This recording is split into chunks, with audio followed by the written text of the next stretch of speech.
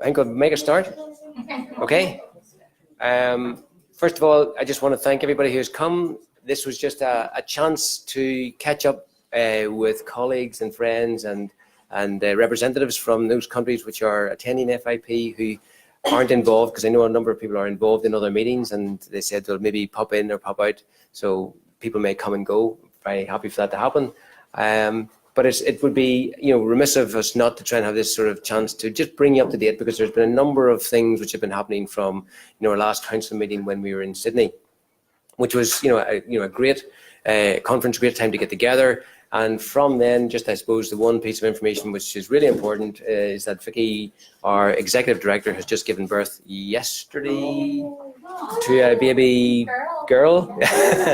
So yeah, so basically we're just saying, all is well, and that's why I'm standing here, and my Amy's going to be here, and Vicky's not. And just in case you're wondering where, our new executive director, she hasn't disappeared. She's got other priorities, shall we say, at this moment in time. She's working on trying to increase the pharmacy workforce. Okay, so just to give you a brief outlook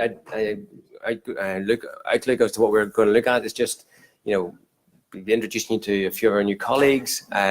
For those who haven't been involved in CPA, because I know there's some people who are just here as representatives of other organisations, but they're not necessarily involved with CPA.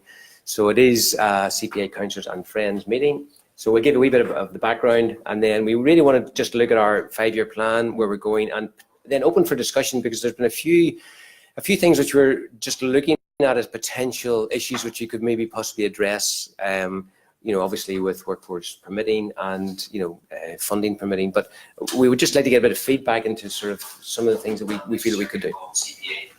Okay?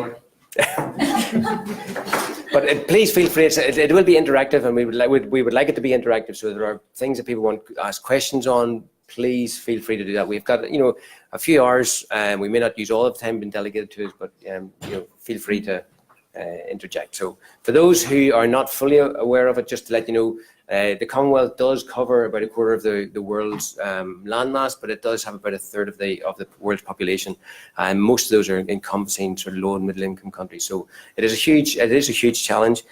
The other thing is it's got huge potential, because when you look at the age profile, we have got half of the individuals who are living within the Commonwealth, they're under 25 years of age. So that's a huge potential in terms of what we have to offer in investment. In if we invest in our students and in our youth, we can certainly seek to get something back from them. The main areas of work that CPA does is around health, as probably a given, well-being, which is very much it's maybe more ethereal, but it's about how we bring health and well-being together, because health and well-being are you can feel healthy, but you may not be.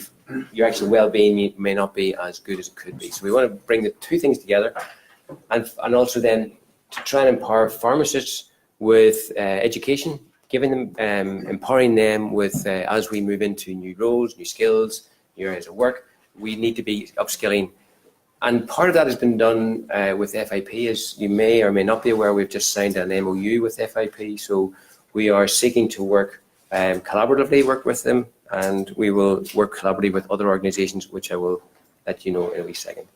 So basically, our mission, again, based around medicines, which is fundamentally what pharmacists do. It's our skill, it's our expertise.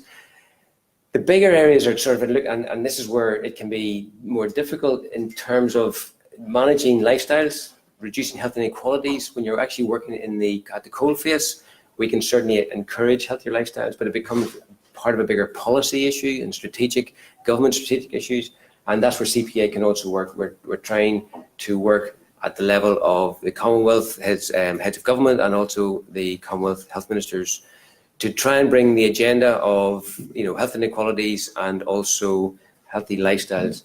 We have been listening and hearing for the last 10 years about non-communicable diseases, the rise of non-communicable diseases, and how that is now contributing to more deaths than microbial and communicable diseases. So pharmacy fits very nicely into the management of those, but again, it's about how we upskill and how we look at country by country, what their ratio of pharmacists is, what their training is, what the regulations are in terms of managing them, and it's diverse across the Commonwealth. So a lot of things that we're trying to support, and we try to target that work in specific areas in specific ways.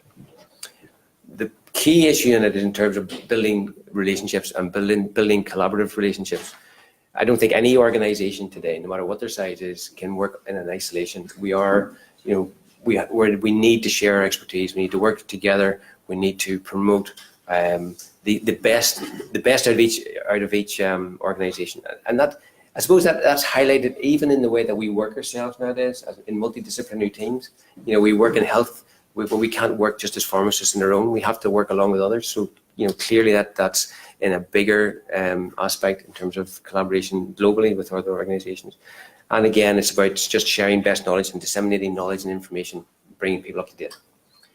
This is just giving you an indication of the collaborations that we have. That is just the Commonwealth, which is basically the organisation which looks after the 53 countries, right up to Secretariat level and to Secretary General level. WHO, we are an affiliated organisation, so we have got we can work with them. And again, if we've got areas of work that we can collaborate with, we bring issues, bring ideas. It's something that we can certainly develop. As I say, we've just worked with FIP in developing an MOU, so we can see real benefit in how that can work together, because where we have got access into certain areas, we can bring a lot of the data that FIP are producing, and we work to the strengths again of both organisations. So that's basically a very quick overview, just for those who haven't really been involved. I'm going to hand over to Amy Chan now, who's going to talk us through some of the specifics of some of the work we have been doing, and then we're going to have a look at what the potential is for other things that we can do, and then I'd like some sort of open discussion and get some feedback from yourselves. Amy. Thank you, Raymond. So we'll give a high-level overview, and obviously it's quite an informal session in terms of if you want to have questions at the end. But at the end of your table, you should have a handout which looks a bit like the slide. Feel free to use it or not. It's just for you if you want to take notes around and then some ideas around how we can build on what we do. Like I said, part of this councillors meeting, councillors and friends, is we'd really love to discuss with you all in terms of how we can further what we do. These are some channels of what we've done in the past, but clearly moving forward in the next 5 years, we want to build on these. So if you want to jot down some ideas for discussion later under each of these headings, you're very welcome to do so. So firstly, I think one of our key things I want to discuss about is PharmAid, which hopefully many of our member organisations will be familiar with. So PharmAid has been crucial since the inception of CPA, and it's about distributing medicines information resources to low and middle income settings. And I think often we take for granted that countries have medicines information resources. For example, often in a lot of the developed countries, it's very accessible for us to pick up like a BNF or look at the Martindale or something. But indeed, in many of these countries, and some of the poorest nations like Rwanda, Sierra Leone, they don't have access to medicines information resources. So I think you can imagine if you're a pharmacist trying to practice, if you don't have access to the resources, how are you going to check, for example, a pediatric dose? How are you going to check whether something is appropriate for breastfeeding? So what we're looking for, I guess, is any ideas around addressing this, but also knowing that at the moment, PharmAid is the program, the channel which we've been using to deliver these medicines information resources. So basically this involves redistributing medicines information resources such as the British National Formulary or the Martindale, and we've provided over 200,000 books to 28 Commonwealth countries. We did a survey last year about the impact of these medicines resources, which Chloe presented yesterday in her oral presentation. But basically, we said nearly 80% of the recipients found that this book was very influential to their practice and that their practice would not be the same without it. And often 3/4 of the people used it at least every day or a couple of times a week. Chloe also presented a poster at lunchtime, and also tomorrow, if you want to visit our poster, around a case study around how these books are used, because what we wanted to know, and it's open for discussion, like, are books the best way to provide medicines information resources? Is it the most sustainable way? But are there any other ways you can use these resources? And for example, can it be a digital format? Will the countries and the internet access and the bandwidth support a digital resource? Or is there some other way we can think outside the square in terms of being able to provide medicines information to pharmacists so they can actually take care of the patients and the public? So post to that, Chloe, we're presenting as a Rwanda case study, which we did with Flandre, one of our key champions from Rwanda for pharmacy. So basically, we mapped how the BNF was used. And one case example I really remember is that he had a patient come in who had gynecomastia, so he had milk coming from the breast. He wasn't sure if it was like related to a particular medication, but fortunately he was able to get a history and look up spironolactone. And from then on, he could see that it was a side effect related to spironolactone and was able to make a recommendation based on that. But he said without the book, it may have been led to other investigations and it may not have been raised as a drug side effect. So here we can see the books and some of the pictures and some of the countries where we delivered and at the recipients of these books. Other things that we've done was obviously through advocacy and conferences. So conferences, as Raymond said, last time we joined forces with PSA, and in 2017 we held a joint conference with PSA in the biennial conference with a global focus. And we often do partner with national pharmacy organizations to raise the profile at a local level, but also to support and develop the professions. So a lot of the member organizations will have local conferences, so we support them to make sure that they have the infrastructure and the support to have a educational conference for their members. And 2020 will be our 50th birthday, which is an exciting time. So we will be having our next conference there, but the venue will be to be confirmed. So watch this space. So education. So indeed, education is key to us, and with a lot of discussion over the last couple of days about workforce development, this is very key to how we interact and our member benefits that we provide across the different organizations. So as we know, education is key in terms of providing accessibility to resources. So what we do as CPA is being able to link up with member organizations and support the continuing professional development, but also look at what we can do in terms of supporting what their learning needs are, whether they are doing continuing education or continuing professional development. Indeed, we have a survey at the moment that's live out amongst our member organizations to find out what their CPD needs are and whether they have a portfolio structure or whether they're more continuing educational model to see where we can better support them in the next coming years. So again, that's something that we'd love to discuss in terms of like FIP and workforce development goals. How do we implement the workforce development goals into low and middle income countries, and how do we support them to actually have this learning cycle, and how do we measure and evaluate the practice?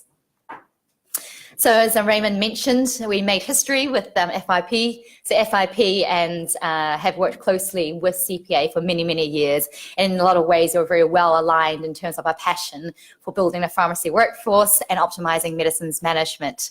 So basically, we formalized this on the 29th of June through signing, as we say. That's, for those of you who haven't met Vicky, that's Victoria Rutter on your right-hand side, who's Executive Director, and obviously Catherine Duggan on the left, the CEO of FIP. This MOU just recognises that we'll be working together, particularly with FIP education, to formalise things like supporting the member organisations around implementations of workforce development goals. A lot of people ask us what the difference is between FIP and CPA. So one way of understanding that is FIP provides the data and the science. They obviously have a lot of links in science in terms of providing the data to influence policy. But what CPA does is take this data, and we have the links in the platform with national member organizations and also with health ministers and heads of government to use that data to influence upwards and change local policy in the local context for each of our member organizations. So indeed, I said one of the key things is implementing these workforce development goals, and we do that through a joint working approach. So this puzzle kind of like summarizes the way we do it. So the FIP Workforce Development Goals, as I'm sure you're all familiar with, is a series of clear consensus-based objectives that is consistent with WHO SDGs. So particularly the Sustainable Development Goal for Health and Wellbeing, and also 17 partnership as well. And through this partnership, what we do is help actually the how part of implementation. So a lot of our members will ask us, it's great that we have these high level goals, but how do we implement it for practicing pharmacists? So we will implement this at a grassroots level, these workforce development goals, and we share the joint advocacy of our shared vision. So one of the examples of joint working, for example, is at the Civil Society Policy Forum. So FIP had a presence at there along with CPA, and we had, again, discussions around advocacy for the health workforce. And we were able to refine with the Commonwealth Health Professionals Alliance some of the things around learning needs, which we took from the last CPD survey results. Some joint working so far. So we followed the Twinning Partnerships for Improvement model from WHO. So this is how we're going to be working with the FIP. So through developing a partnership, which is a stage 1, we'll be looking at our needs assessment for both FIP and CPA, and then finding out where the gaps are and how we can help each other and plan the actions over the next couple of years in terms of supporting each other in implementation of those goals, and obviously evaluating that in a 1 to 2 year cycle. One key example of advocacy which worked really well was earlier this year we were able to input the key recommendations that FIP had discussed with CPA, and we were able to present this at the Commonwealth Health Ministers meeting to advocate for greater investment in the pharmacy workforce.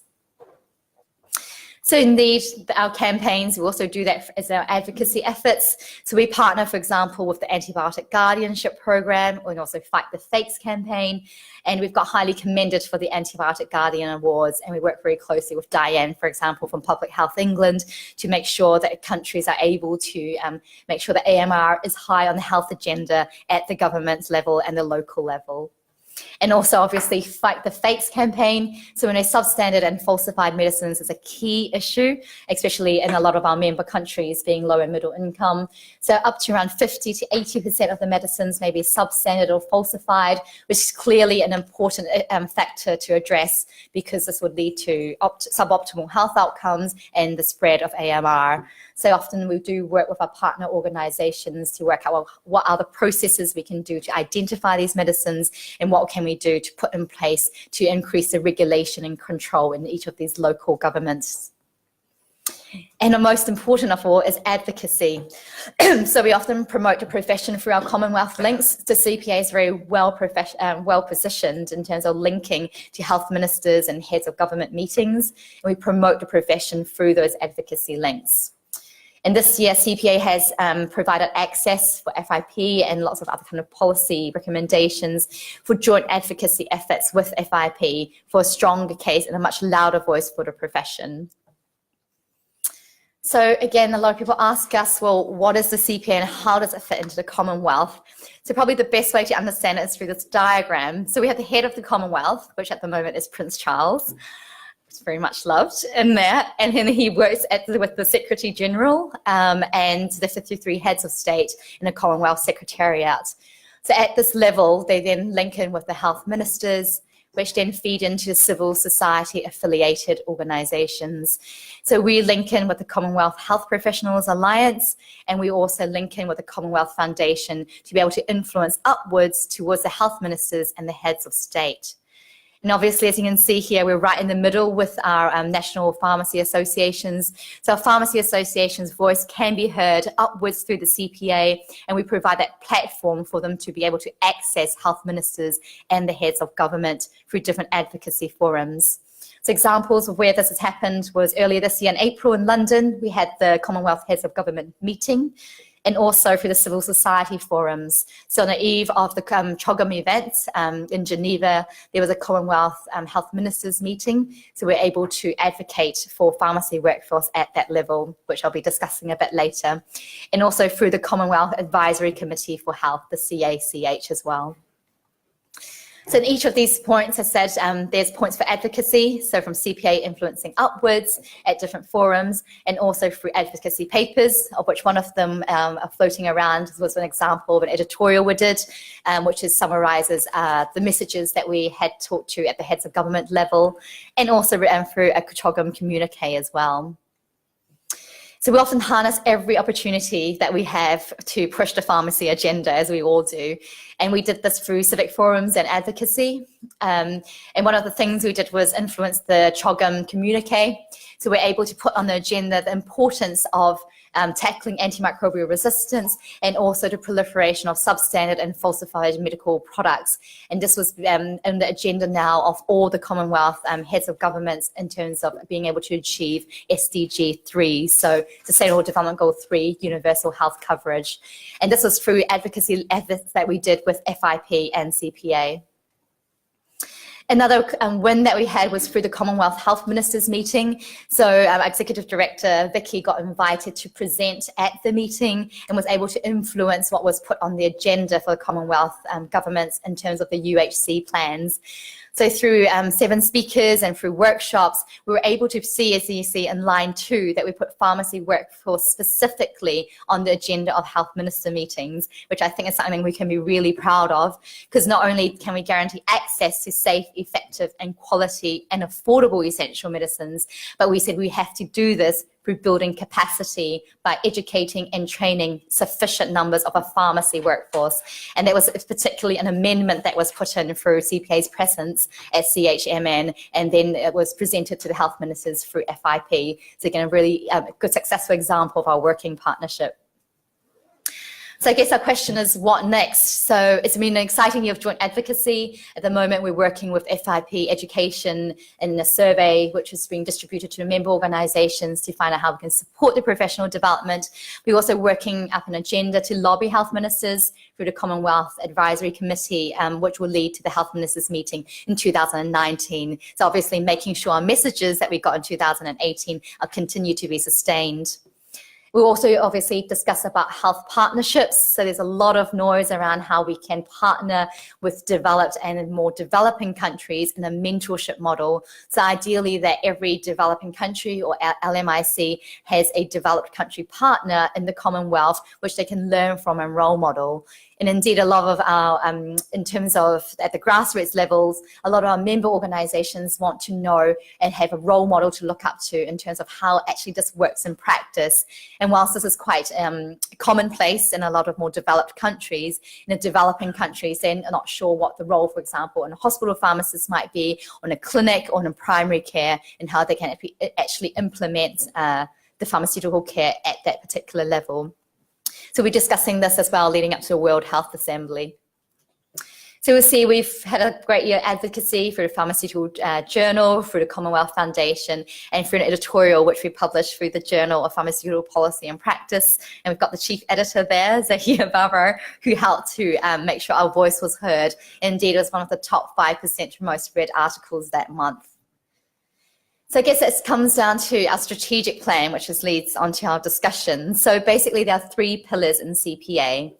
So the first one, as we know, is education is really important in terms of being able to make sure we have a sufficiently skilled pharmacy workforce to address the needs in all of our Commonwealth countries. And so it's about how do we implement this and make sure there are the standards and the resources to support that working. But with education comes closely regulation. And I think in the words of Ash Soni in the room, he said, wherever there is a medicine, there should be a pharmacist. And indeed, our president said very much the same thing. They said every pharmacist should be, in every pharmacy, there should be a pharmacist. And even though it seems like it's very commonplace in developed countries, in a lot of developing countries, there are pharmacies where there isn't a pharmacist, or there's medicine hawkers, there are medicines, but clearly there isn't any regulation or pharmacy input into that. So that is working closely with education to make sure there are things in place to support the workforce development around that area. And of course, we can only do this through collaboration, which is why we have all of you in the room. So thinking, how can we do this with our health partners, and how can we do it in a sustainable way? Because obviously we don't want to just be talking at a high level. We want to know that it's something that our member organizations can implement on a sustainable basis. So I think this is something, and we had a conference in Colombo where for the first time, I think pharmacists were invited to this meeting along with doctors, and we were able to input into a lot of the discussions there. And there was a quote from one of the professors, I think, which summarizes the core of what we will do, that we fully recognize and support the need for pharmacists to improve the use of medicines as essential partners in the multidisciplinary team. The issue, though, is this: we need to convince the governments and then provide a workforce that's great enough in number and with appropriate skill level to fulfill these roles. And this work needs to happen in tandem. And I think that's when I'd like to open up the discussions in terms of how much workforce do we need? How do we ensure that the number is great enough, but also that they're sufficiently skilled to meet these needs of an aging population and with chronic disease on top of communicable diseases in a lot of these countries. So I guess at this point, we'd like to just open up discussions. We've got a Facebook Live feed as well. We haven't forgotten about you if you're dialing in. So just any questions around and discussions around how we might implement some of the strategy plans. So we will like to open some general discussion, but also particularly around like education. So how do we ensure education is input into a sustainable basis around regulation? So we've got some regulation experts, just Professor Barbara in the room, who might be able to comment, and also how we may do this in collaboration as a sustainable way. So I've got Raymond up with me, who will kind of help co-chair the session with the discussions, and Chloe as well, who's mentioning this. So I think it's over to you. Could I suggest that we start off with just looking at the three pillars here in terms of regulation, education, collaboration. And again, this is sort of for a personal background. I'm attending a meeting next week in terms of pharmacy input into the global provision of access to medicines and to healthcare. It's a department, it's an agency affiliated to the Department of Foreign Affairs in the UK. And what they're looking at is two aspects of access to healthcare over three things. They're looking at it in terms of digital, and specifically for us, it's pharmacy. And they've specifically asked for pharmacy input because they want to see how pharmacy can be an access point for populations of countries. Now, the question is, in the UK, Australia, Canada, South Africa, those are higher level countries. That's probably not an issue, but there's a number of countries where that may not be, suitable, because if we haven't got the pharmacists, or if we haven't got the trained staff in place, I'd just like to know what are the challenges in terms of numbers of staff, the training of staff, what the regulations are, how it's managed, because if we're going and promoting the profession as being a deliverer of healthcare, and yet we can't be assured that the quality of our trained personnel are going to meet that. There can be a disconnect, and I think it's worth having that sort of conversation, because I think it also again focuses some of the work that we can do in terms of the workforce planning. For example, the issues maybe in India. My trip, I can remember, to Bangladesh, and I remember. It's our councillor in Bangladesh. Oh, I've forgotten his name just at this moment in time. But he was saying, just in Bangladesh, there's 150,000 drugstores. But of those 150,000 drugstores, they have about 20,000 diploma pharmacists. And in that sector, they had. This is going back to 2015. They had about 9 graduate pharmacists. So the question is, again, how do we manage, if we're promoting in some of those low and middle income countries, access to healthcare, access to support and knowledge and information from healthcare professionals, if we haven't trained staff there? So that's just one example, and I'm not sort of just picking it. That's just one that's sort of very much stuck in my mind. And I know that there are issues from conversations I've had certainly in India and in Sri Lanka, but could we get a bit of feedback just as to what the challenges are in your country, so it gives us a bit of focus? Ivan? You mentioned South Africa, Canada, UK, but we do experience problems something similar that we find in other countries. The challenge is a bunch. What we've experienced this year is that although reports show that there's a huge shortage of pharmacists in South Africa, And there's, from last year, about 125 pharmacists have gone through the process of training the community service who can't find jobs. And the reason for that is that governments do not have adequate budgets to release the posts that they have. Although these posts have been identified, that's can't be filled. And then the private sector, there's a squeeze on the income that a pharmacist can get because of the regulations on the dispensing fee. And they really try to squeeze the level. We're currently in discussions with the committee that looks at the dispensing fee. And we made submissions to say, use the government salary, not private sector salary. Government salary is much higher than the private sector salary. And they've got a model, and one of the components is leave. And in South Africa, leave that government officials get back is 30 days. And we said, let's add a month to the zero-based model. And they don't want to. They say 15 days because that is what the law requires. So there's the squeeze, both in the private sector and in the public sector. And because of that, although there's a shortage, although the disease has been created, there's no funds to pay for the salaries. So what you actually said, that there may not necessarily be a shortage of pharmacists, there's a shortage of posts and places for those pharmacists to be placed. Well, the posts are there. It's money to pay to. Which comes down to money, which basically it comes down to money. But in some countries, would you say that in terms of the training, if because we all see, and certainly in UK, we see the number of pharmacists working in certainly in secondary care and in primary care is increasing. Where the money's going to be found, we're not quite sure in another 2 or 3 years' time for all the primary care pharmacists. We know that it's there at this moment in time, but you're highlighting the issue that there is the need for the funding for the posts. I think it's certainly something we would very much take on board. Okay, Marianne. Is there a situation where CPA can help, say, in lobbying with the government to open up the post with the government sector? Do you think that's an area, even for the other countries facing the same situation, that CPA can in some way or another help so that government opens up more posts for pharmacists? Because some time ago, we also had a situation in Malta where, new graduates were waiting for the government to open up the post, and in the meantime, they lost potential jobs in the community sector. I do recognize that CPA is willing to assist in possible can assist, but I can't see currently that there will be an opportunity to really assist. Government, we are embarking in a huge change from the current structure of the provision of pharmaceutical service in South Africa, with elections coming up next year and the promises of universal health care, and then with the NHI funding proposal on the table. This is a debate currently.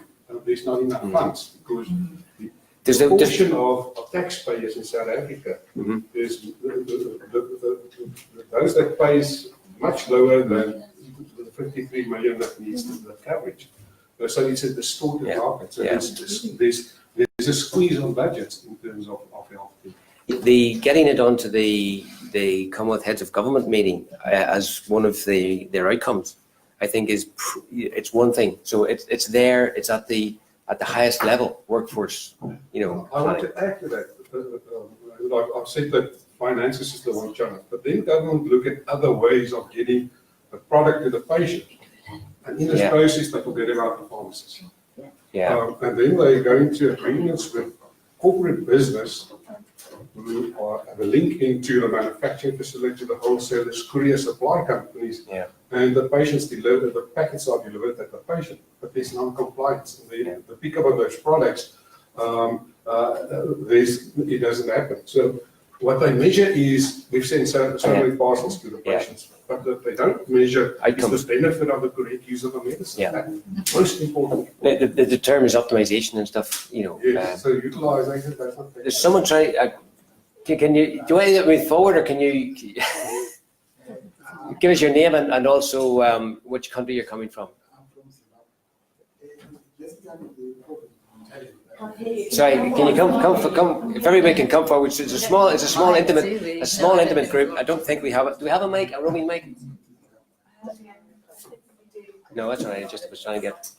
Okay, if you just say you're from, where you're from, and I'm from Zimbabwe. Generally, the kind of challenges that we face are the same. They might be slightly different, but it's to do with the financing resources. Initially, in Zimbabwe, we did have enough course in the private sector that all our graduates were going into private sector, and they left the vacuum in the public sector. To some extent, that the system tried to adjust and do without pharmacists. And now the schools are producing quite a number of pharmacists, even from South Africa, abroad, who are coming back. But because the system now is trying to adjust and work without them, they are having challenges getting costs in the government. yeah, And but last year we had a funder, and about in all our 6 districts, hospitals in Zimbabwe, we had pharmacies, and the impact was so huge. But it was only for about 16, 18 months. After that, the fund goes away, and we go back to the same problem. So it's again funding with resources, and also lobbying these ministers to actually find value in the pharmaceutical services. Yeah. They don't seem to find value when they talk about the shortage of manpower. They talk about doctors and nurses. So now, looking saying, why doesn't the minister say there are no pharmacists in Zimbabwe? Okay. Just say doctors and pharmacists. Point well taken. So it is Manjiri. Yeah, I'm Manjiri Garat from Indian Pharmaceutical Association. I just want to make a quick short comment because I have to go. India has several challenges in terms of education and regulation. I think ground realities are well known to everybody that we still have diploma in pharmacy education, which the curriculum has not been revised in the last 30 years. And then the law enforcement, I mean, leave apart that, but the law enforcement is very poor. And so therefore we have many pharmacies which are running without the pharmacist. So we have many challenges, and it's a huge country. So to make an impact, it's really, it's a big task. So I would like to endorse Marianne's point that if a CPA can help us in lobbying with the government, that will be a great thing. And we can clearly put the points to you with the evidence, and then we can work together for the advocacy. Can I ask one question of all the delegates here, just to raise hands, in terms of, because it's about resources, it's about trying to find where pharmacists fit within the healthcare system. Where does pharmacy sit within your department? Does it sit at the same level as the CMO and the CNO, the chief medical nurse and the chief medical officer, or are they sitting down 2 or 3 layers below? Because I think critically I've found this in the past when I've talked to and been representing CPA in some of the African countries. You find that the pharmacists are, as we used to say in hospital, they were down in the basement while everybody else was up on the ward. So in terms of governments, is that where we're sitting? In the UK, it's not. No, that's what I was going to say was it's even worse than that. So we held a CPHO conference here first time on Thursday, and actually what we had the biggest problem was identify CPHOs. There is no consistency. There are lots of countries don't even have them. Yeah. So actually, it's not a question of where they sit. They don't have it. Yeah, yes, that is true. I think even in Ireland, I believe there isn't even one. They don't know where it's supposed to. Yeah, you don't. Australia, no. No. So in term, and that's why I think it's even more critical that we've got pharmacy workforce on the outcome from CHOGM. So just in terms of that, again, an opportunity for working with CPA is that a consequence of that meeting that Andy from New Zealand was particularly keen is them producing a policy paper about the reason to have a CPO and what the benefit will bring to every in every country. Yeah. And I think that could be a powerful piece of work that comes from that leadership. Yeah. And we still have a chief pharmaceutical officer. And there's a chief pharmacy advisor, and she reports to the chief medical officer. And we're arguing that it should be a separate place. It's the same. It's actually the same in the UK. But basically, fundamentally, what happens, and I've seen this, and we'll just get some more comments in a minute. But it basically means that I think we've proved over many years of gathering evidence and data the role that the pharmacist has. It's at international conferences with medics, they're now acknowledging the fact that we need them there. So we need to be arguing that particular point. And it's something, as a suggestion, I think we can sort of look at that as a particular outcome. I don't want to, I just want to ask Amy, is there anything she wants to contribute or might, because I No, I want think it's a discussion. yeah, okay, so we'll keep on. Just here, sorry, I've forgotten your name. Speak, you first, and then we'll take you afterwards. Yes. Zahir Babar, professor at University of Huddersfield, but I've worked in low and middle income countries. The point is that the low and middle income countries are not as homogeneous as we think. So there is a sort of a bracket. We have Malaysia over there and then Pakistan as well. So I think what we're trying to find here is that we're trying to find a commonality and a sort of a generic issue which CPA could help and address. There could be some commonalities in terms of, the fine posts for pharmaceutical officers and things like that, but there are quite a lot of differences as well. And I think these differences are coming from the health systems. So when we're actually talking about remuneration or talking about dispensing fees and all that sort of things, this would mean very different from one country to another. Yeah. So I think we need to sort of take into account when we have these discussions going on. It is a point well made, and I think we get a general picture, and then we in the past what we've done is we've sort of tried to work with specific countries and adapt. But if you've got an overall picture, it just gives us a baseline. But it's very well made. Yeah. Ghana. Yeah. I'm from Ghana. I tend to support the idea where we are looking for the highest level of representation at the level of the ministry, where the pharmaceutical service does not really report through several layers. I think that visibility needs to be there, depending on, again, the local circumstances and whatever it is. There must be a certain level of visibility at that ministerial level. So I would agree with that. Okay. The other thing specific to Ghana is the question of what they call in the Ministry of Finance financial clearance for recruitment of pharmacists into the public health system. And this is something that has been an issue that has been fought for a number of years now, which is still an issue. So maybe in the advocacy that goes on, I mean, the positions are there, but there's no financial clearance for people to be recruited into that. So why do we go on with that? So that is also another avenue for pharmacist presence in the public sector. You spoke about something to do with access. Like we're going to discuss something about access. Statistically, we have about 80% or so pharmacies concentrated in major towns and cities, and therefore beyond that, the districts and peri-urban areas, you have facilities operating without pharmacies. Yeah. We have, as a society, been thinking of, and we think we would get there, to sort of develop a certain model. We are now thinking about the ownership structure, and our focus is that a lot of young pharmacists are coming up who are very eager, who want to prove a point. Can we offer them a certain opportunity with certain funding arrangements that they can move outside the cities into districts where there are district hospitals, but there are no pharmacies and so on. It's a model, a concept that we are modeling and we are pushing very far. We hope to present on it maybe at any other forum that we can get opportunity in the next 1 year. I think we can bring some results. So in addressing access, concentration in certain cities and so on is a big problem in development countries. Trudy? Yes, hi, I'm Trudy from the UK. And just to see, I'm quite old, I've been around a long time, and I've seen some change within the health system in the UK, in that when we started, those of us who went to work in hospital were always the poor relations. All the rich pharmacists worked in the community, made a lot of money. We just did it because we were kind of stupid, but we were interested in learning a lot of stuff. Over time, what we were able to do was develop the role in the hospital sector, such that we now have really excellent services within the hospital, which is an interesting job, it's a diverse job. But critically, what we showed, and we've published this, so I hope the CPA could share this as well, is that the size of the pharmacy department is inversely proportional to the spend on medicines in the public health sector.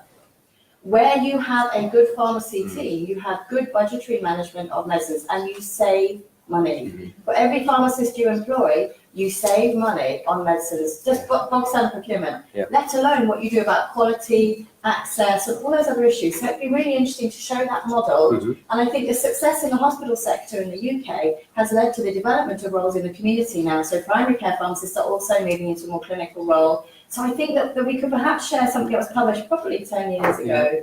Our own country, DFID, Mhm. is buying a lot of medicines. Yeah. Probably for the UK. The other department that wants to speak to you is looking at whether they have pharmacists. Yeah. Those two departments within our own government don't get it. And in fact, someone Ministry of Health asked me the other day, why are we buying expensive European medicines? Why don't we buy them from a cheaper country? So let's just be honest, we ain't fixed it either No, at the highest level. No, absolutely. But I Yeah. would really promote the suggestion that we show that pharmacists add value for money, and that we're not just counting tablets. No, that we provide a holistic Yeah. management of medicines which saves the health system. That money. becomes So that's- part of the discussion, part of the discussions which we have, and it's very, very useful. And if we haven't got the paper, certainly it'd be very useful for them to share. And especially like I said, the lobbying is about the cost values. Sorry, I'll come back here, but Sakina, yeah, sorry. Sakina, I'm from Sri Lanka, and I'm currently a PhD student at Sydney Pharmacy School. So we have done a systematic review recently, and it's under review in international journal. So this review focuses on non-prescription sales of antibiotics in community pharmacies in developing countries. So one important finding that we found this review was there's a set of problems in South Asian countries. So as Ellie mentioned, most of these South Asian countries, they don't have full-time pharmacists employed. Even though they have regulation, a pharmacist must be there during the opening hours, but it's not monitored, it's not practiced. So that is one important existing problem causing non-prescription sales of antibiotics. So they, most of the personnel, they don't have any knowledge about pharmacology or even the medicine. And some papers, they have mentioned how they gain knowledge. When they ask how they gain knowledge, so who are working in the pharmacy, they mentioned from the pharmaceutical companies representatives. It means they don't have continuous educational program. So as you are mentioning, three important circles. So one is education. So any of these South Asian countries, they don't have any continuous education. And also the regulation, monitoring regulations. Can you hold that thought, because we will come on to education. So we will, and CPA. For pharmacy in a pharmacy because there are not enough pharmacists, or because the owners cannot afford to pay a pharmacist? The different papers, they argue different things. So remuneration is another problem, recognition. And some of the pharmacists are interested in working pharmaceutical companies Because they earn more money. Do you think that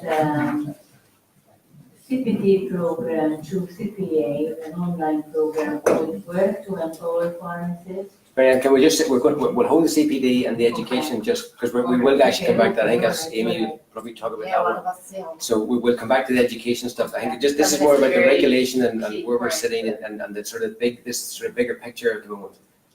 Let's come here. Just a little bit long story for Pakistan started with the CPA. I think most of you was not that CPA time in '92. No. The CPA delegation came to Pakistan, and the pharmacy profession is being recognized at that time. And in that delegation, Raymond was there, Tibbs was there from New Zealand. And So as a consequence of CPA, yes, we got, so and that's as a really result plus of point, that, the policy change should take place in the country. And now we have more than 50 pharmacy schools allocated. Great. They understand the requirement, and this is increased. What We level? also updated What the level? curriculum. We updated the curriculum from 4 years to 5 years, and included some part of the practice.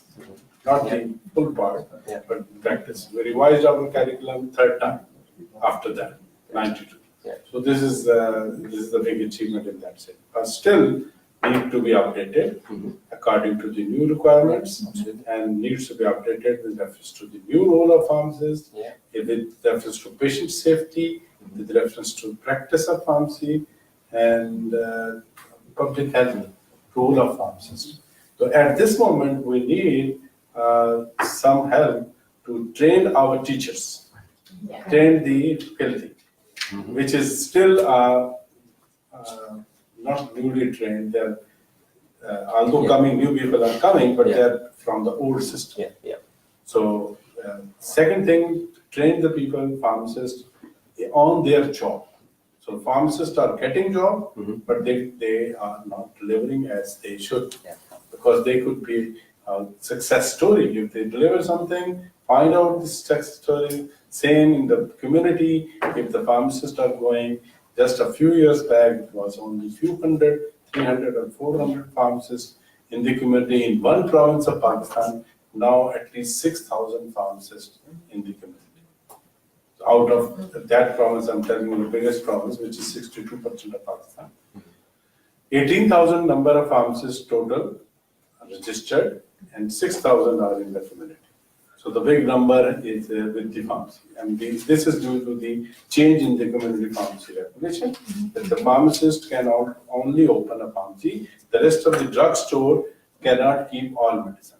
They keep some limited list of medicine. That's what need is there, that some training mechanism should be developed in such a way that these pharmacists on job pharmacists, they get trained and come up at that level. Can I ask, just reading back in terms of the regulations, are those regulations enforced? So those pharmacies which have pharmacists as opposed to the drugstore? Yes. Are the drugstores, have they stopped selling the medicines which they shouldn't be? And, you know, in other words, the example I heard earlier was, it was in a conversation about Brazil, where Brazil had no regulations, medicines could be bought everywhere at any time, and then they brought regulations in, and they could still buy medicines anywhere and everywhere, until they then said, if you continue to do this, you lose your license. And then things change. They initially the geotagging of the every store, every pharmacy, every drugstore. Then they take the presence of by the government regulator comes to the store. Government regulatory system is outsourced to the private sector and big company, E&Y, the Ernst & Young, and they take the picture of the pharmacist is there or not. At the same time, that picture transferred to the dashboard. So this is verified by the Android system, and this is the way. So good things are being doing there, but this example could be repeated in another part of the low and middle income countries. And but still need some outside help to develop the curriculum, to develop these things. And one more thing, CPA could approach. In last 5 years, it only provided 80 million, 120 million pounds support to Pakistan, and very small amount was for medicine and health technologies. But the result they got is maximum. The maximum outcome they got from this part, where they spend only 5%, but in results share is 80%. It's more investment than they could have expected. Yes, that's why if they are spending £1 in medicine and health technology, they are getting £150 response. You will be aware that health was taken out of the Commonwealth sort of list of priorities about 2 or 3 years ago, and we've been working hard to try and get that back. Because all health system is integrated, and the role of the medicine and health technology in such a way that if it is delivering, that other system also works. Yeah, absolutely. Just on that point, Raymond, education was also taken out, but I know the education lobby group in the Commonwealth heads of government are also keen to work with health to try to put them both back together. Very helpful. I think over, yes. Yeah, I'm Chinta from Sri Lanka. And basic problem we have is we don't have a pharmacy board or pharmacy council in Sri Lanka. The pharmacists are registered under the medical council. So that touches on education. That's problematic. So that is a basic problem. If you can please help us, because we have put forward the draft bill. Is that, can I ask, is that the same in others? I know that there are sometimes there's a single regulatory body for all healthcare professionals. Sometimes you have, and as in Sri Lanka, we have the medical practitioners or the medical profession, and the pharmacy is regulated by medical practitioners. Is that, but that's not similar? It's just again one of those idiosyncrasies, it's just one of those variations which we have. Or do you mean business regulation? You mean about professional? I'm talking about professional regulation, yeah, but it is, yeah, that's okay. And also at the ministry level, we don't have a single pharmacist at the ministry level. Yeah. Even the central medical stores is set up by the medical doctor. Okay. That definitely needs separated. Yeah. Okay. I want to discuss an emerging regulatory challenge that we are getting or maybe have in Ghana now. We have had the pharmacy board transferred into the pharmacy council since 1961, and pharmacy has been regulated very, very well over time. In the recent past, they have passed another law that they call the Health Facilities Regulatory Agency, and in that law, provision is made for pharmacy premises is included for that agency to also license pharmacy premises. Now, the recent law, which was passed in 2013 of the Pharmacy Council, also sort of has provisions for the Pharmacy Council ensuring that the premises are properly licensed, the distribution is controlled, and so on and so forth. So we have a conflict of laws now, and it is for me, it is leading to some form of over-regulation. Yesterday, I've been getting WhatsApp messages that these agency people are going around pharmacies harassing them to pay so much money, and so on and so forth. So it's a battle for us now. For me, separating the pharmacies from its premises does not really make sense. And I don't think there is any example anywhere like that. But if there is, I need to learn. If there is not, what can we do? Can it be taken at another level? The pharmacy in the UK is regulated separately, so you have a regulation for premises and a regulation for pharmacists. They're currently both regulated by the General Pharmaceutical Council, but there is discussion about whether they are separated as different regulators. Okay, so now, in Malta, we the have general, if we get it right, the General Pharmaceutical Council regulates both the practitioner and the pharmacy. That used to be the case. But they're talking about separating. Okay. The medical profession are regulated in a way that their practitioners are regulated by the General Medical Council, but their premises are regulated by a different organisation. So it avoids a conflict of interest for the regulator. In Malta, we have two entities. The Pharmacy Council regulates the pharmacists in all areas of practice, and then we have the Medicines Authority, which regulates medicine, regulating the premises, the pharmacies, the wholesalers, the industries. Okay. So I think any other, we're just gathering information, from you to see, where and Can I give a small suggestion? Yeah. All the countries, especially low and middle income countries, which are in CPA, they should consider to include the two more very important topics in their curriculum. One is the regulatory sciences, and the other is the quality. Because now everything is around the quality of the product. Absolutely. Even at the community pharmacy, if we make aware the pharmacist of quality, he can play a very important role in the post-marketing surveillance. Are you saying that quality is not in the curriculum at the moment? Is quality not in the curriculum at the moment? Not that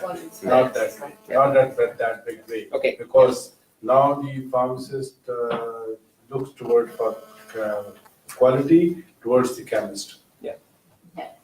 It's more than that. Okay, as I say, And it's been highlighted, I think it's very appropriately highlighted, there is great diversity and changes, but it gives an overview of the challenges. But it gives us, when we're talking, because when we're asked for discussions and asked for input for about pharmacy and about pharmacists within the Commonwealth, it's good to have that overview, but also be aware of all local problems in the the context. issues. Yeah. I'm going to hand over to Amy to do you want to go on to education? Well, do you? yes, we're Next. was already on the agenda. I know we wanted to move forward towards discussing CPD and a global vision. Yeah. So I think a lot of these problems underlie, obviously education, as we said, is a key component both at the undergraduate and the postgraduate level, so ongoing education on the job. And I guess I just wanted to discuss as well about what your priorities are around in each of your local context, what the priorities for workforce development, what does the landscape look like? So in your local situation, what do you have continuing education support for pharmacists? What does it look like? Is it a points-based system? Do you have an education system? And also, obviously, looking towards our colleagues in the more developed countries like Australia and New Zealand, what is the appetite for being able to pair up like CPD programs between health partnerships between more developed countries and developing countries? So I guess that's what we just wanted to discuss in each of the different countries and organizations. So does anyone want to start the comments?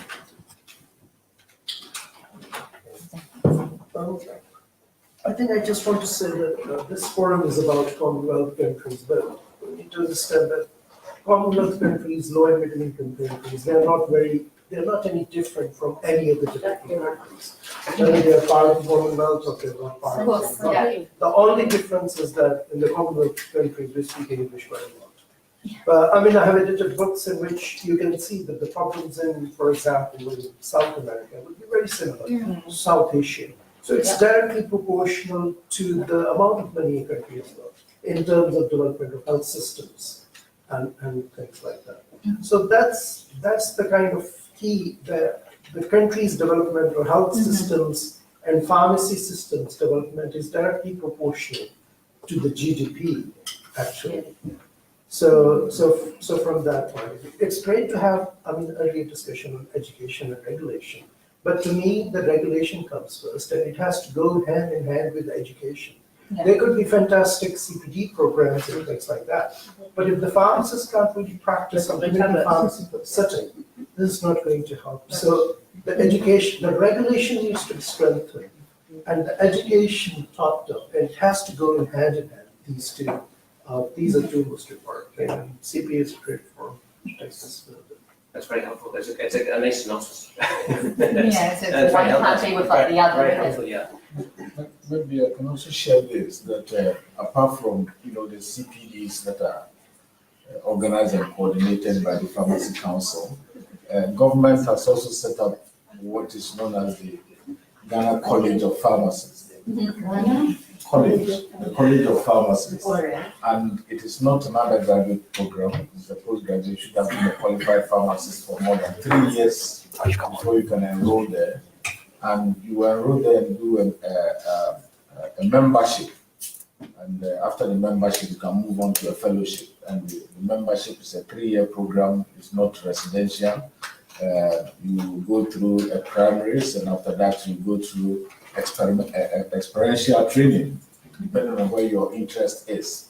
Then you are ordered this membership. And it's working very well. Government has tied it up even to promotions within the health sector. And headship of district health services and so on and so forth. You should be either a member or a fellow of any of the professional colleges and pharmacies. This November, we are likely to graduate our first batch of membership from the Ghana College of Pharmacists, and it's working very well. Just to add, I think we've been talking to the Royal Pharmaceutical Society, Ghana, led by Professor Sony, to help us in terms of capacity building for the college so that we can be able to produce more specialist pharmacists. But to talk about the education and workforce in terms of continuing professional development, since 2012, the Pharmacy Council has a continuing professional development guidelines. I actually have a PDF on my machine. And every practicing pharmacist is required within the year to do a certain number of accredited programs. And it varies from year to year in terms of the number of credits you need to have by close of year as a prerequisite for a renewal or relaxation the following year. And so for this year, it's 10 credits. 10 credits. And programs are pre-accredited. You apply to the Pharmacy Council and with dates on when you want to mount them, the programs. And pharmacists, it's advertised and pharmacists enroll to participate in them.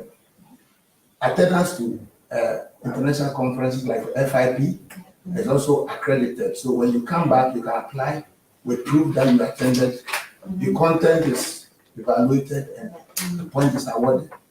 Can I just, before you go on, I just want to highlight something which we're doing at CPA. There's actually a survey just being launched last week. And we want to try and get it's gone to your counsellors. So if you're not a counsellor of CPA from your country, please get in contact with them and ensure that survey, because it's asking the questions of whether or not it's a regulatory requirement to be involved in CPD or CE, what way it's run, where it's recorded, who looks at it. It's a short, but maybe 10, 15 questions. And it's just to give us an insight into the potential for developing some further education and learning for practitioners, as opposed to taking the education as a university level. So we are aware that there's the two issues. So if I could really encourage everybody here to have a look at that and try and if you don't have it, if you want to make contact with Amy or Chloe, I don't have the same access to the links, but they will be able to give you the links to it, and it will be very, very helpful. Great. Raymond, how much of their stuff was in the survey that all FIP members did for FIP last year? Because if we've got a strategic relationship with FIP and they've already collected that data, can't we get them to mine that database? I think it could be. I'm not quite familiar with the question. It's slightly different because I think it's just trying to look. I think we're looking at that. Maybe I didn't see the survey. We have access to that data. Yeah. So we can actually do a correlation. So it'll be useful. But it might be worthwhile. It's certainly doing a comparison, because I think for us it's a moving feast where we actually were started talking about CE and CPD and then the number of hours, and we left out the question because when we were doing it, I said how many countries are looking, because there are certain countries looking at introducing compulsory. So we're looking to see what's the direction of travel.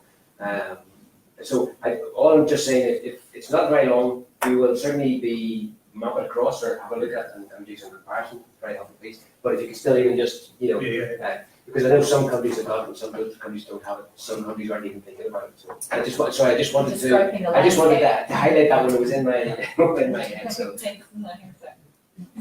Yeah, I agree with Graham. So Shane Jackson from Australia. I think the biggest opportunity is almost replicating work, and if it's already been done from FIP, the tailoring it for the Commonwealth countries. Because you look at those two reports, so the service report in 2017 and the vaccination report. If we're able to have that for Commonwealth countries, and then it's a landscape piece. There's a landscape piece that's tailored for the Commonwealth. And and I think that goes across all of what we might talk about, that we can say, okay, what's the landscape? Once you know the landscape, each individual organisation or individuals are able to say, well, here are the gaps, here are the advocacy pieces, because we can see that a similar country is doing that, but we're not. So I think that's benchmarking. Yeah, exactly. That's exactly right. It's benchmarking and seeing what the gaps are. If there are countries closely aligned in the sense of one's doing something isn't, and another country isn't doing it, it's about partnering, bringing these countries together, and within the Commonwealth, it's certainly comes within the Commonwealth, it's just the relationships with the association.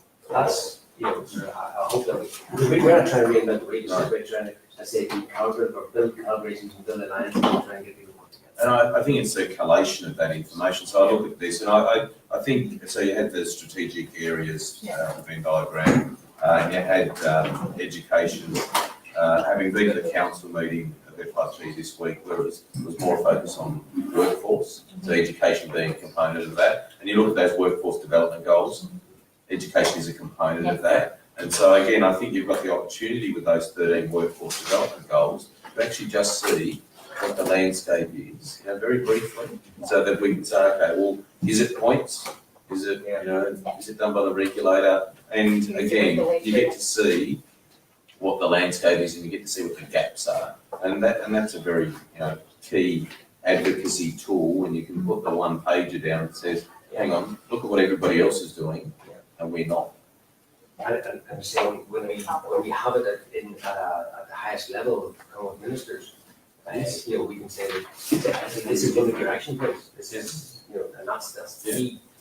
Well, but even when you've got the gaps like that, I mean, listening to our colleagues from Sri Lanka, if it means that on the way to Abu Dhabi next year, some of us drop in on Sri Lanka and have a chat to some government officials about what we do in our country, and we'd like to see you do the same. That's the sort of thing we can do when we know what the gaps are. And the ministers don't want to look like they've got gaps in their countries. So when you have that, say, look what you're not doing. Look what you're not doing, and look at the outcomes that you're getting from a patient safety point of view. Look what others are doing. Exactly. Which brings us back to training as well, about what things have developed in the UK and the conversation. I was just going to add to that because, like Dr. Babar, I think let's be clear that the Commonwealth doesn't pose any particular homogeneity at all in terms of the countries we're talking about, so it's a global issue. What was really special about CPA, when Dr. Bakari introduced me to CPA when I was working with him in Pakistan, and since then I've worked in several low-resource settings, what I really liked was a module developed by the University of Limpopo on managing medicines in resource-limited settings, and it was incredibly useful for me as a live in a bubble, sort of squeaky clean, shiny health system to understand the challenges in countries where I'm there to try and assist and empower. I have a vision of a squeaky clean service that actually can inspire people, but not unless I understand the challenges that I'm visiting when I go there. And that piece of work that was done by Limpopo is extraordinary, and I was promoting it. I signed up for it myself. I know it was an old CD version. We're trying to update it. We've been talking to Vicky for about a year to see if we can get a platform. I know Ian Bates said that he would facilitate a platform, a learning platform. And this is actually unique. It's not something FIP is already doing. I think we're reinventing a lot of what FIP is doing here for Commonwealth, which doesn't really ring true for me because it's nothing special as a group of people. The work is there.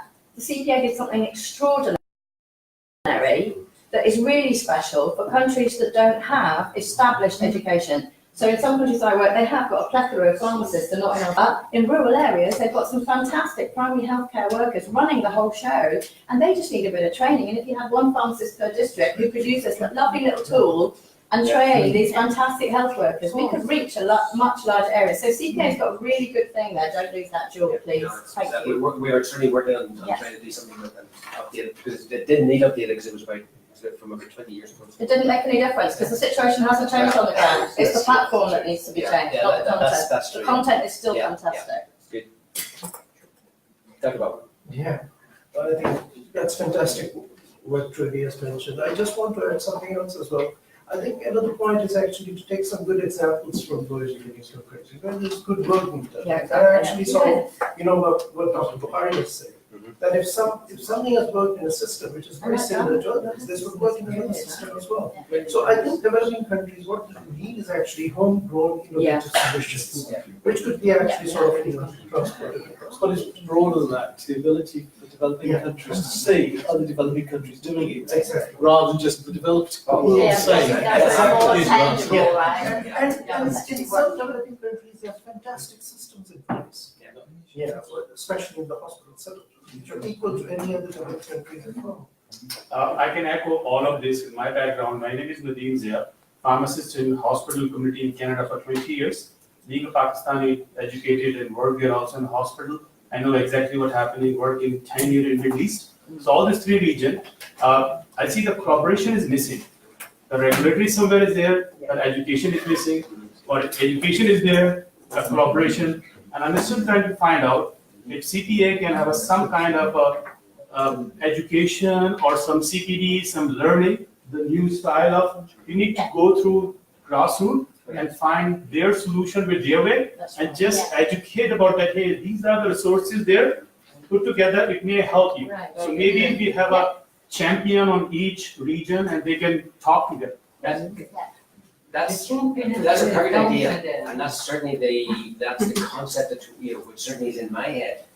What we are, is the champion in each country because we've got councillors in each country, and we go through the councillors, we go through the associations. So there is a dependency on the councillors. So could I, for those people who may be friends or people who are not councillors who aren't aware of what's been going on in CPA and are sort of enthused what we're trying to do, can you make contact with your councillor or with your association and try and make sure that there is the feedback and there's the connection, because we don't have that connection. We have it with a number of countries, but some countries, it's less than enthusiastic. So therefore, that's what we rely on, that feedback, we rely on that communication, and please bring that back and touch base. And add on to get all the data and communication. The social media nowadays is so popular and very effective. I have a couple of examples in different developing countries. They just use the midwife example in Pakistan. They use the cell phone, train a midwife, and they are managing their own clinic on the application. They're talking to the gynecologist, and right away they manage it. How we can use any other concept and share with other regions. We have a concept. Which we'll share later in terms of not so much gynecology, but for pharmacists in OTC medicines, and there's an app which is available. It's a question, and we want to know if a digital solution is feasible in each of these local settings, or is data an issue? Is the bandwidth big enough for what has been developed in Belfast by a couple of one of the lecturers? I don't know whether we've got a chance. Can we put that up on the screen? You got it, or he's listening to this music. We have an app which has been developed in Queen's University Belfast by a couple of lecturers, and it's an OTC app, and it's basically looking at all of the conditions which over-the-counter pharmacists should frequently be asked about. This is it basically, and it's giving you. It's actually not, so we can't demonstrate it because it's an app and we can't put the app up on the site. So, but this is just a web page of it. But it's giving you, these are the conditions: children's health, eye and ear, gastrointestinal, muscular pain, nervous system. And then what you do is you go into that, and you will then be given, you'll be given the symptoms, treatments, and the different things you need to do. And the treatments, while developed obviously for in a UK capacity, it's generic medicines, so it's not branded medicines, so it can be adapted. And for us, looking at it's just literally, if you go into your app store and just look for OTC Consult, it's free to download. It's just whether or not your bandwidth back home would be sufficient to be able to use it. But it'd be certainly again valuable if we could get some feedback on that, because the developers of it we've talked to, and they're quite happy for this to be shared and to be used in any country. At the moment, they say that it's been used in about 70 different countries. The UK is probably the most significant. But it basically means that if you've got a young pharmacist or you've got somebody who doesn't have the training to engage in over-the-counter counselling, they have all the answers. There's for example, if you look up chickenpox, there's photographs of what chickenpox looks like. So you can then have a look at this example. Is this what this looks like? You also know it's feasible, because before, like, there's things like that we can do. Obviously, we can do CPD platforms online or apps. We just want to know, is it feasible in your local setting, or is it offline, you want offline access, or is the bandwidth enough because it's really slow to download, because we don't want it to not work in the local setting. And if you do find that it is working, please feel free let us to know, let us know, direction. but also cascade it then to your membership and maybe just through your association, because it is something which can be shared out. At this moment in time, it is free of charge, so we may as well make the best use of it. And if we can get the coverage, and if the developers have got the coverage of it, then they can maybe get some sponsorship to develop it further, because it has to be kept, and it's kept up to date when there's any changes in regulations in the UK. Is this only on Android or is also on both? Oh no, it's on both. Okay. It's on both, yeah. I haven't. If you want to see it, you can look at it. I can show anybody who wants to see it, and they haven't gone wrong. So. No, I think we're just seeing if there's any Yeah, other issues. it fitted nicely into that in terms of education, in terms of following up some of the examples and using some IT, and this is just a perfect example of what fitted into that. So, any other questions or comments on education? We've heard some countries like India and Sri Lanka who have problems with their undergraduate training. Are there any other countries who have problems who would like to see their course, further developed or? I think undergraduate students are continually being reassessed in most countries, so it's. Because we have a problem with India who have a diploma course. In your case, Yeah, same. same thing. Are there any other countries who have problems with their courses, perhaps? I think that is part of, I would say that as part of the workforce planning. So when we look at workforce planning brings in, as indicated, the education and training. So I would see that as just something which is in that bigger picture. But yeah, I think every country has got its own challenges and it's got its own systems, as is being alluded to. I wouldn't want to sort of take much more time on that one at the moment. Yeah, I guess it's something that we're aware of, but it would be something that if it is a big problem, we do want to hear from you, because there are some links that we have where we've offered to help look at undergraduate curriculum. So there's potential links that we can look at, but we're just not sure the size scale of the problem, as opposed to obviously looking at supporting practicing pharmacists at the moment and advocacy. There's a potential, for sharing and for universities to be twinning and working together. We haven't developed the idea of that in any way, but there's a possibility. I have very vivid memories back 40 years ago. My professor avidly talked about Khartoum and frequently visiting the University of Khartoum and teaching pharmacy. That's going back, into the 70s. Things have changed, but a lot of universities do have links with others. Queen's University in Belfast now, it's rather than Africa, they're now actually got links with more Chinese and China in terms of that training and sharing. But that's a possibility, and again, when you've got some of the Asian and Australasia, there's a possibility of, there's a very close collaboration going on between Ian Coombs from Australia with Sri Lanka and doing a lot of development work with hospital pharmacists and clinical pharmacy in the hospitals. So there are potentials for models, for training and sharing. But we will continue. If you keep in touch, if there's issues, we will try. But always remembering that we are a small organisation and we were built on building collaborations and volunteers working and sharing and participating. So we'll move on to the next. I think that's coming to end. So is that, unless there's anything else? So that we did touch on collaboration.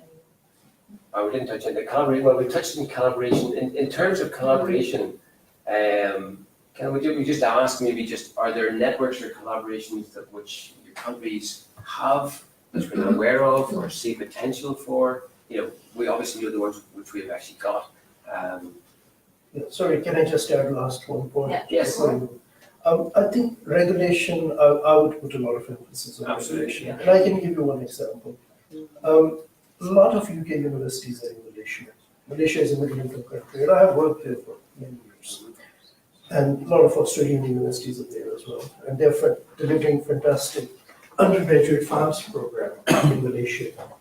But Malaysia has no dispensing separation. Do you have help? So they don't have a dispensing separation. So with the education, you can go to certain extent. You cannot move more than that. So the regulation is the key. That's the number one. If you have to sort of, prioritize your agenda, I think these three things are important.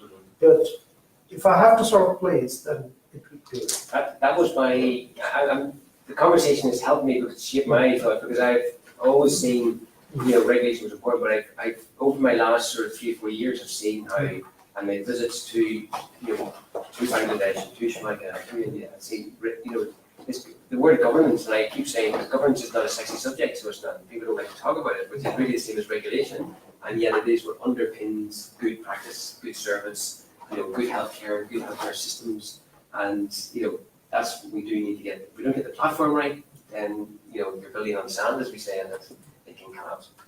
So. Comments? Any last comments? We certainly, if you want to fill out anything that you would like to write down on the planogram, just if you've got any thoughts, ideas that we should be looking at in terms of advocacy and stuff like that, please let us know. Please keep in touch, and please do feedback on those things in terms of the app, whether if you think it's going to be value to you, in terms of the survey, just if you can pass that on. If you're being here as a representative but not the counsellor. Please touch base with your counsellor and encourage, engagement and working with CPA. And we do send out regular newsletters, so if you aren't a member, you can certainly go online and sign up, or get in touch with our office through the address which is on the screen, or through Twitter or through. You can also be an individual member. Yeah. So, anybody any other comments before we just go? No space, here we go again.